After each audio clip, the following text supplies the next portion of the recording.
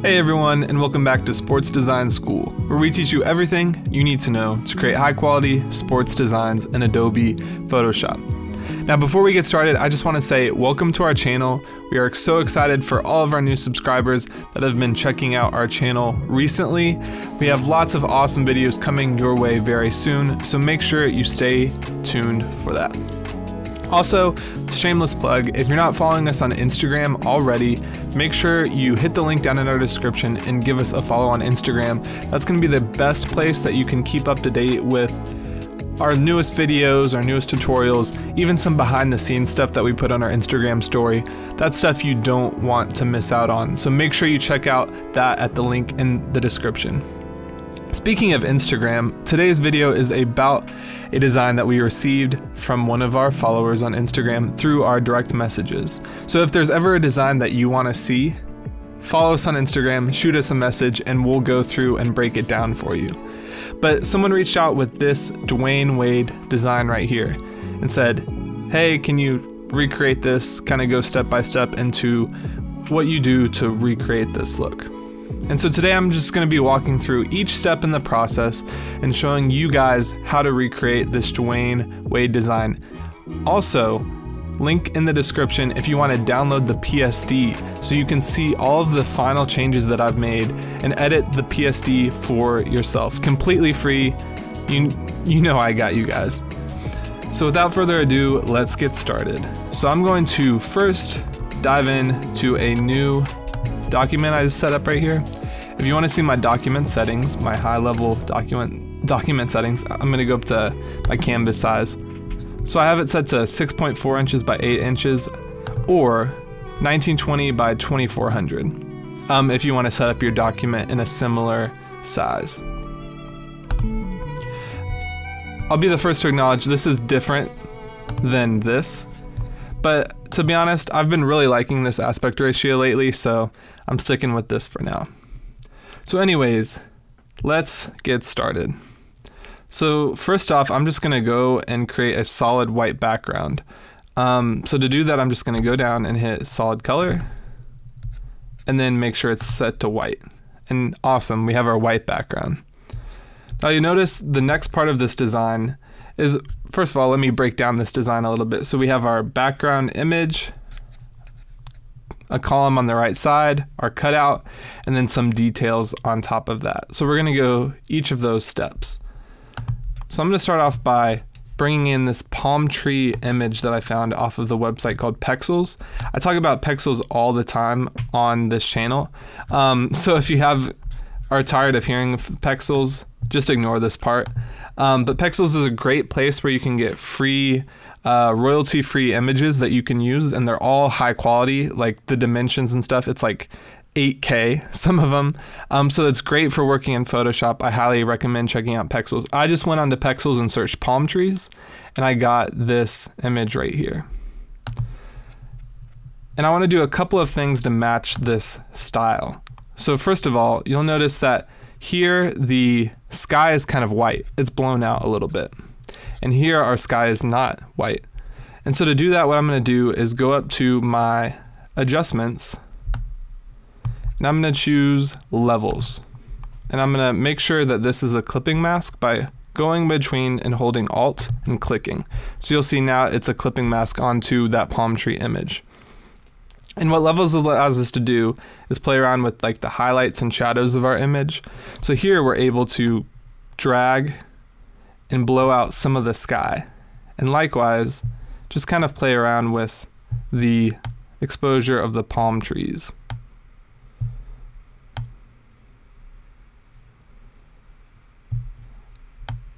And so something like that I think looks pretty good, pretty close. Let's see. Yeah, a little bit. It looks like theirs is a little bit lighter. I might just turn the fill down.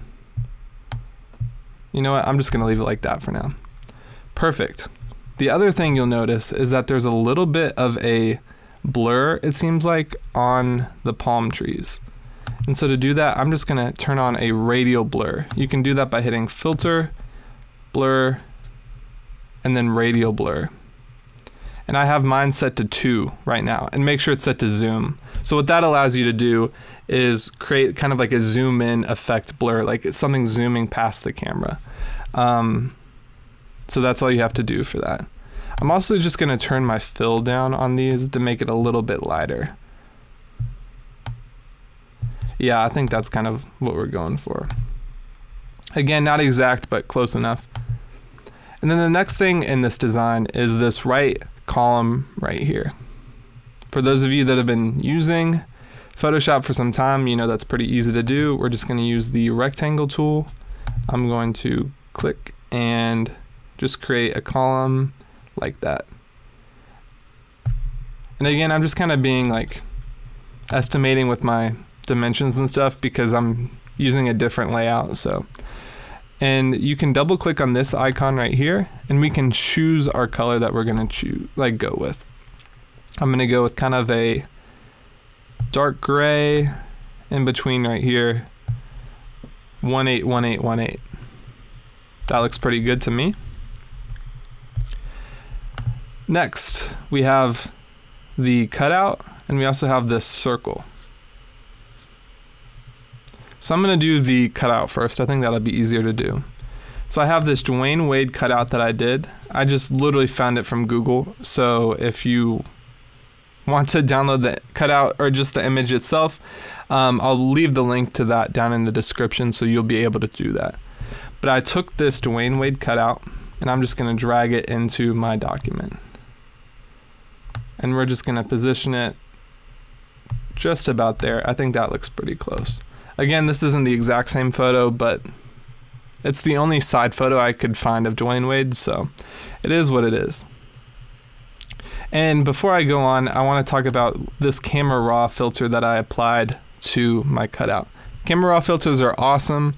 I think I'm going to do a separate video just about everything you can do in Camera Raw filters coming up, because there really is so much that you can do to give your cutouts a nice polished effect. But let me show you what I did. So if you want to turn on a Camera Raw filter, you can just go up to Filter and then choose Camera Raw filter. Since I already have it on, I'm just going to double click right here. And I'm going to show you my settings. So what I did is I turned the clarity up to 68. So I'll show you what it looks like at 0. You can see not a whole lot of definition in his face. It just kind of looks a little soft when we turn it up to 68, which might be a little bit crazy, to be honest. It's probably too much, but it gives it more definition in his hair and his face. Texture, kind of the same thing. I have it at 6 right now. If we put it at 0, not a whole lot of change, to be honest. I'm just going to put it back to 6 for good measure. You can see kind of through his forehead and stuff, it adds a little bit more texture. And then dehaze, honestly, no need for it. That's fine. The other thing I did is I increased the black values +7. So this is what it looks like at 0. And this is what it looks like at 7. Not a huge difference, to be completely honest, but let me show you what it looks like all the way up and all the way down. So you see like the darkest parts of our image, which like that's the blacks, is like the dark values. When you turn this all the way down, it gets very dark, and when you turn it all the way up, it cranks that out. But we just want to leave it at 7 for now. So we're gonna hit OK. And now we have our background for the most part and our cutout. Now next thing in this design is our circle that we talked about. Again, super complicated to create a circle in Photoshop. We're gonna go over and choose the, you guessed it, ellipse tool. I'm gonna create a new layer. And I'm just going to click and drag while holding Shift to make sure my circle is perfect. I'm gonna make it about that size. We can always edit it if we need to change the size later. And I'm gonna position it just like that.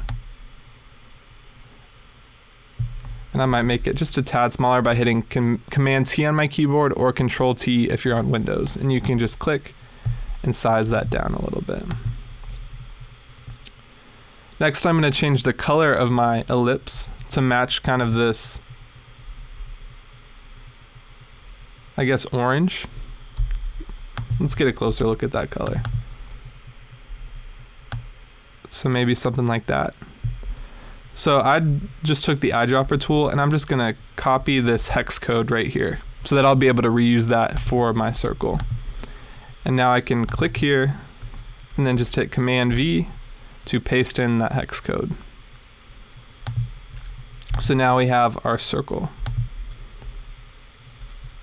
I'm gonna turn the fill down just a little bit to recreate some of that look, maybe a little bit more. We're not gonna go crazy, and I might edit this color just a little bit to get it a little bit more pinkish.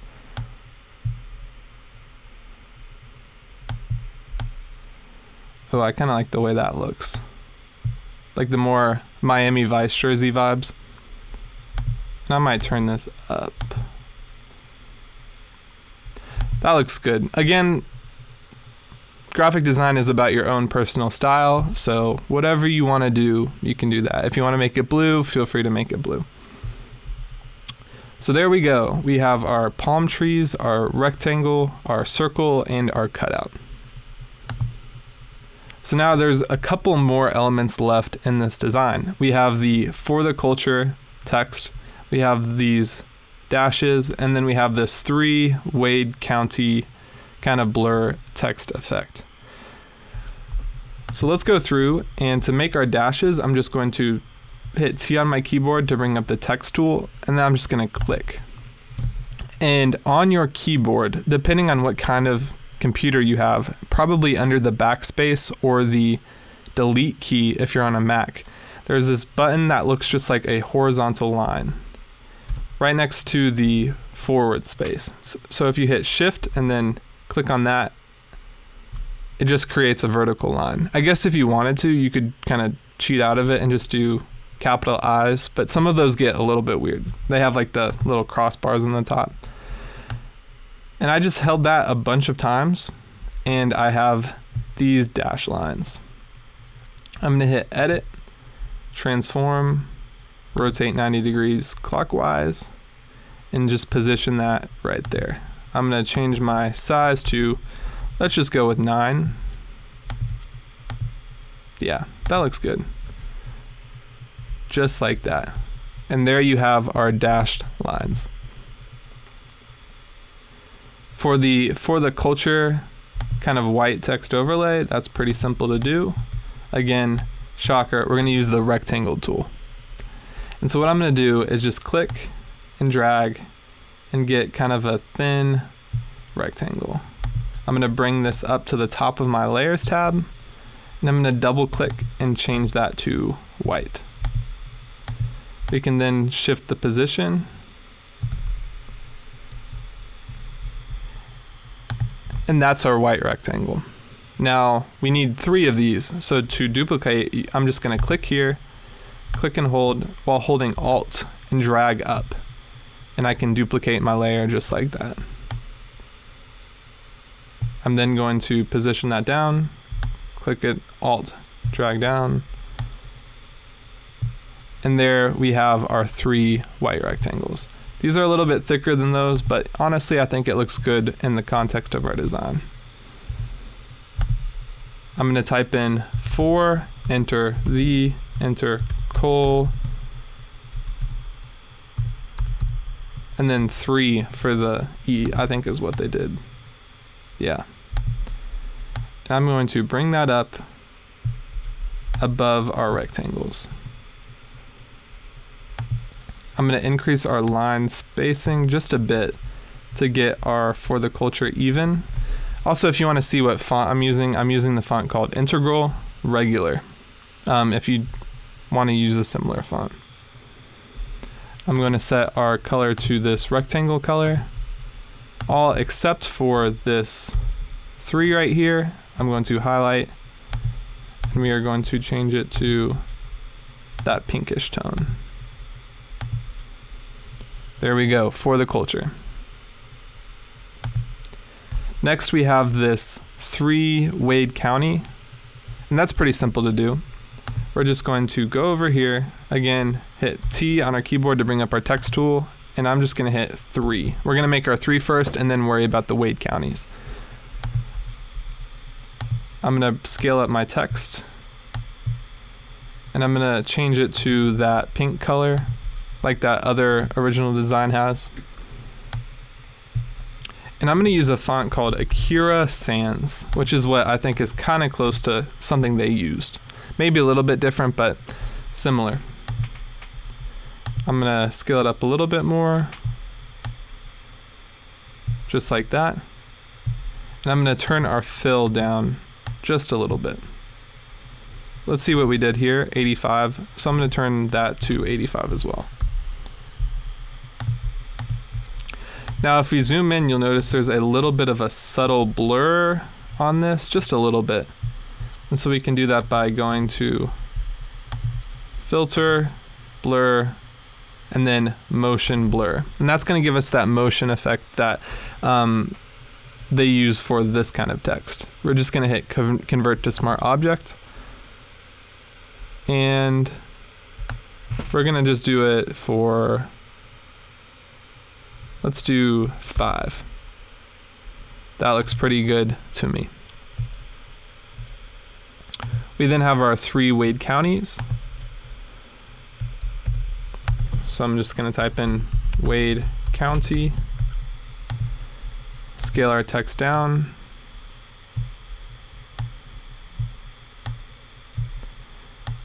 set it to 0.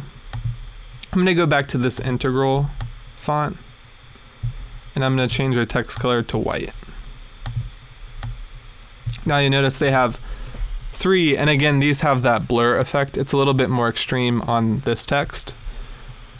So I'm just going to do the exact same thing we did with that other text. I'm gonna go to Filter, Blur, and then Motion Blur. Convert to Smart Object. And this time, we're gonna turn it up to 15. Yep, maybe 18? Let's go 17. We're gonna turn it up to 17. All right. So now we have one of those. We can just click on our layer, drag up holding Alt to duplicate, and position down a little bit. Do the same thing again. Position down a little bit more. And position the 4th one just like that. It looks like theirs are a little bit closer together, so we can go through and just adjust it like that. Yeah, that's looking closer to what they did. And then this bottom one as well.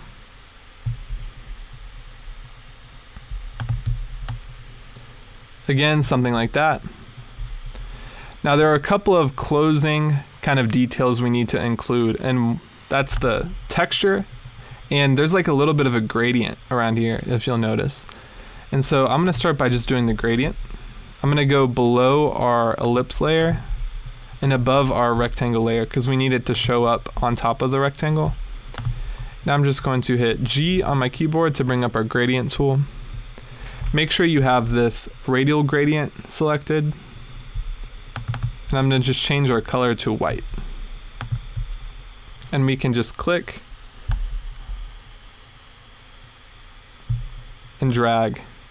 And there we have a little bit of a gradient. I'm gonna turn our fill down. And that's looking pretty good. And then lastly, we have our texture that we have right here, which conveniently, I have this texture right here. There's actually a website where I downloaded like 30 kind of these like grunge textures. And if you want the link to that, I'll put it down in the description. I actually use those all the time. They're completely free, which was awesome. But I'm just going to take that I downloaded and drag it into our document. Just like that. I'm going to put it right below our cutout, but right above everything else. And I'm going to set our blending mode to screen. There's our texture. And then there's one more thing I think I did to give it kind of a more cohesive look. Like you'll notice there's a little bit of a tint onto the background and a little bit of a tint on the cutout. And so to do that, what I'm going to do is use a gradient map. And I'm going to use one of these gradient maps to really kind of even out that color and make it consistent. Now some of you might be confused on what I'm doing right now. Don't worry, I'll explain it in just a second. I'm going to choose that one. Gradient maps are a way of applying a color filter to like the highlights and shadows of an image. So you can see how everything kind of has a yellowy tint now. Don't worry, we're going to turn it down in a second. But to kind of get to where I was just a second ago, you can go up to your adjustments tab and hit gradient map. Double click here, and then you'll have a drop down box. Now you'll probably have a bunch of different options. Yours might look different. You can just hit